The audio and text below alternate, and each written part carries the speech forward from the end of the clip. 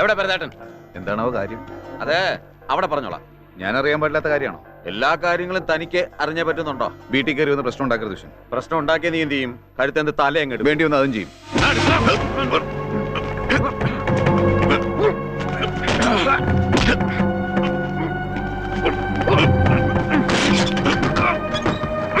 വിശ്വനാഥ, ഭ്രാന്തുണ്ടോ നിനക്ക് എന്ന് ചോദിക്കാനുള്ള അവകാശം എനിക്കില്ല. കാരണം അതുള്ളത് എനിക്കാണല്ലോ.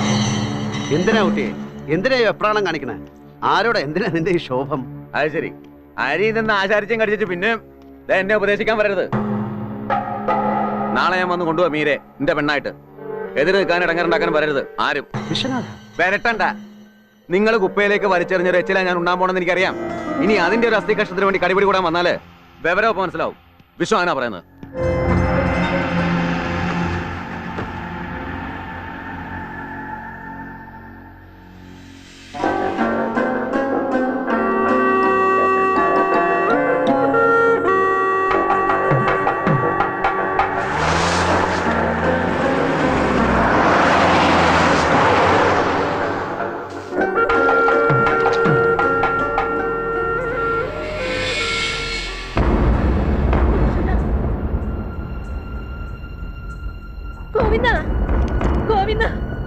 ചതിച്ചല്ലോ, അവര് വന്നു മീരെ കൊണ്ടുപോവാൻ.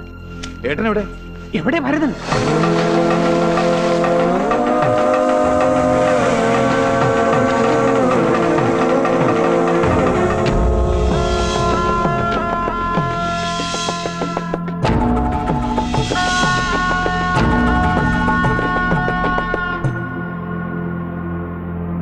എന്തിനാ നിന്റെ പുറപ്പാട്? ഒട്ടം കളിക്കണ്ട. എന്താ പറയാ? എന്താ നിന്റെ ഉദ്ദേശം? എനിക്കൊന്ന് പുറത്തു പോകണം. എനിക്ക് ജീവൻ ഉണ്ടെങ്കിൽ സമ്മതിക്കില്ല ഈ പടിക്ക് പുറത്തു പോകാൻ ഏട്ടനെ. എനിക്കൊരിടം വരെ വളരെ അത്യാവശ്യമായിട്ട് പോയേ പറ്റൂ. ബാലരാമന്റെ വീട്ടിലേക്കല്ലേ? ഇല്ല, നീ പോവില്ല. അത്ര നിർബന്ധാച്ചാ നീ പൊയ്ക്കോ. പക്ഷെ ഈ അമ്മയുടെ ശവം കണ്ടേ നീ പോകാവൂ. എന്ത് മണ്ടത്തിലെ അമ്മയി പറയണേ? ഞാൻ തിരിച്ചേരിക്കല്ല പോണത്. പിന്നെ ഓർമ്മയില്ലേ ഗോവിന്ദമ്മയ്ക്ക്? വെളിനേഴി ഗോവിന്ദനാശാനെ, എന്നെ മെഴുക്കിട്ടൊഴിഞ്ഞ കഥകളി പഠിപ്പിച്ച എന്റെ ഗുരു ഗോവിന്ദനാശാനെ. ആശാന്റെ 12ാം ചരമവാർഷിക എന്ന്. പോയിട്ട് അസ്ഥിത്തറയിൽ ഒരു വിളക്ക് വെക്കണം. കഥകളിയിൽ മാത്രമല്ല ജീവിതത്തിൽ ഞാൻ പഴിച്ചുപോയെന്ന് ആ കാരണവരോട് എനിക്ക് കുറ്റമായിട്ട് പറയണം. ഏട്ടാ മാറ് പ്രഭാകര, മാറ് പ്രഭാകര.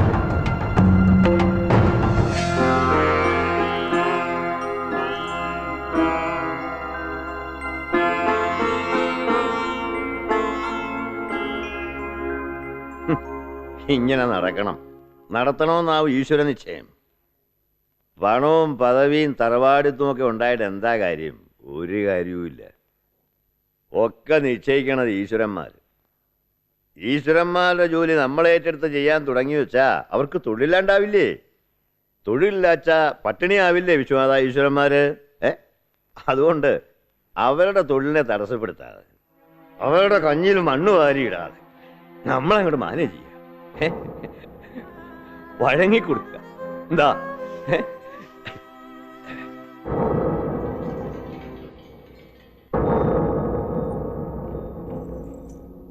ഒരു കാര്യം ചോദിച്ചാ സത്യം പറയൂ എൻ്റെ കുട്ടി. എന്തൊക്കെയോ നീ മനസ്സിൽ കണക്കൂട്ടി വെച്ചിട്ടുണ്ട്. മനസ്സിലാവണുണ്ട് എനിക്കത്. മോളെ ഏട്ടത്തിയമ്മയോട് തുറന്നു പറ. എന്താ കേൾക്കണോ ഏട്ടത്തിയമ്മയ്ക്ക്? വേണം. അലറി വിളിച്ച് ആപത്ത് വരുത്തി വെക്കോ? ഇല്ല, സത്യം. നാളെ നേരം വെളുക്കുന്നത് കാണാൻ മീര ഈ ലോകത്ത് ജീവിച്ചിരിപ്പുണ്ടാവില്ല.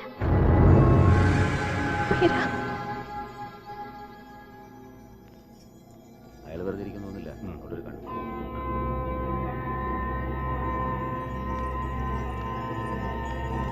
എന്റെ മോള് പോയിട്ട് വാ.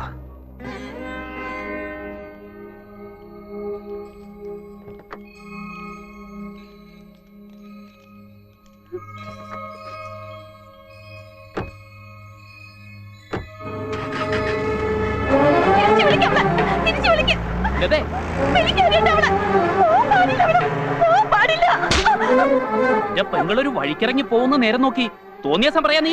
അതെ, പോവാ അവള്. നിങ്ങൾ ഉദ്ദേശിച്ച വഴിക്കല്ല, മറ്റൊരു വഴിക്ക്.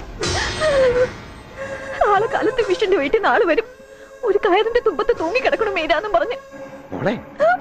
അവൾ എന്നോട് നെഞ്ചുറപ്പോടെ പറഞ്ഞു നാളത്തെ സൂര്യോദയം കാണാൻ അവൾ ഉണ്ടാവില്ല.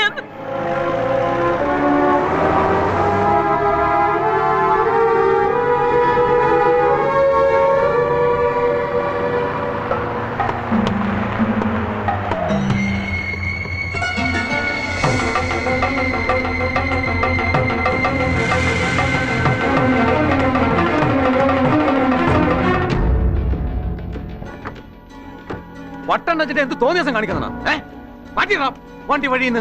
ജഡായുവാ ഞാൻ, ജഡായു. പഞ്ചവടിയിലെ പർണാശ്രമത്തിൽ നിന്ന് സീതാദേവിയെ അപഹരിച്ചു കൊണ്ടുപോയ രാവണനെ ഓർമ്മിക്കുന്നുണ്ടോ വിശ്വനാഥൻ?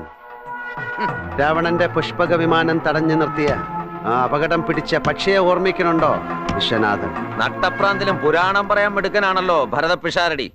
അറിയാലോയൊക്കെ ഒടുക്കും ആ ജഡായുന് എന്താ പറ്റിയെന്ന്. ധൈര്യം ഉണ്ടെങ്കിൽ വെട്ടടാ എന്റെ ചിറക്. ആകാശത്തൂടെ അപ്പൂപ്പൻ താടി പറന്നു പോണത് കണ്ടിട്ട് ഭൂമിക്ക് ഗുരുത്വാകർഷണം ഇല്ലെന്ന് തെറ്റിദ്ധരിക്കരുത് വിശ്വനാഥൻ. ഇത്തിരിശ വട്ടുണ്ടെന്ന് കരുതി ഭരതപിഷാരടിക്ക് ആണത്ത ഇല്ലാന്നും.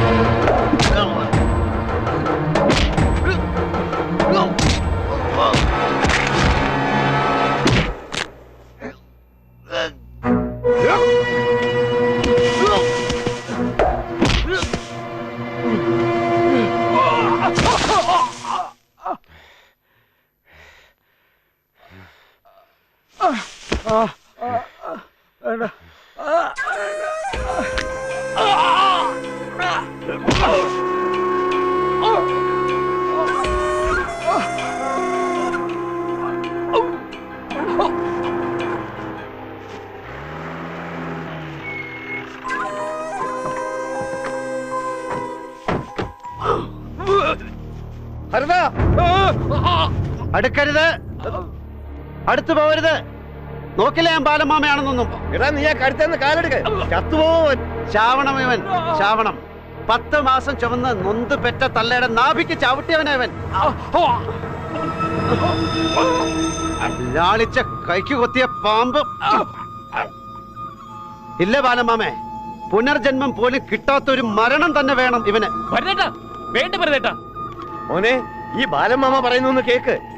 എന്റെ കുട്ടിയെ വിടാമനെ, വിടാൻ വിടാൻ.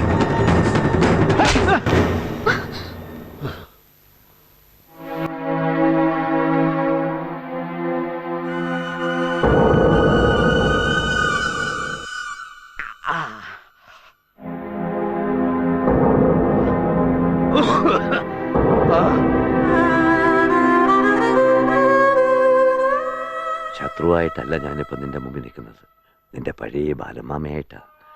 എന്റെ മോളുടെ ജീവിതം വേണം, വേണം ബാലമാമേ. അവക്കൊരു ജീവിതം, അന്തസ്സുള്ള ഒരു ജീവിതം.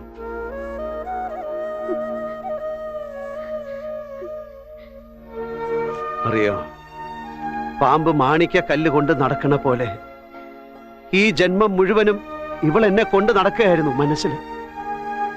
വേണം ഇവൾക്കൊരു ജീവിതം. കൊടുക്ക ഞാനത്.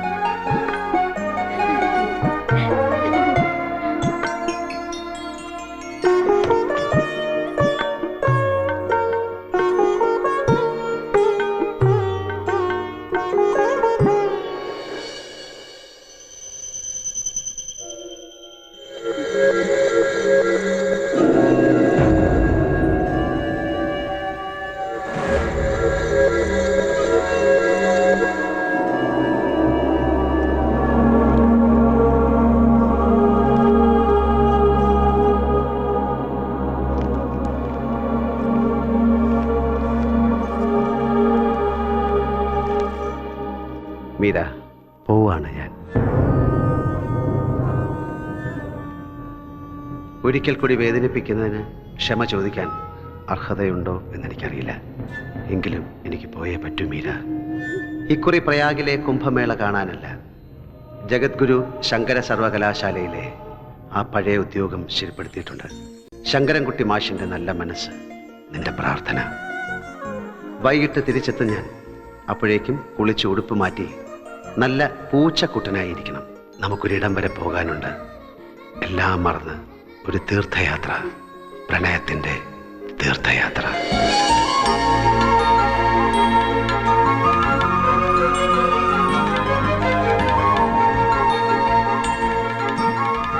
മാഷേ, ഒന്ന് നിൽക്കേണ്ട മാഷേ.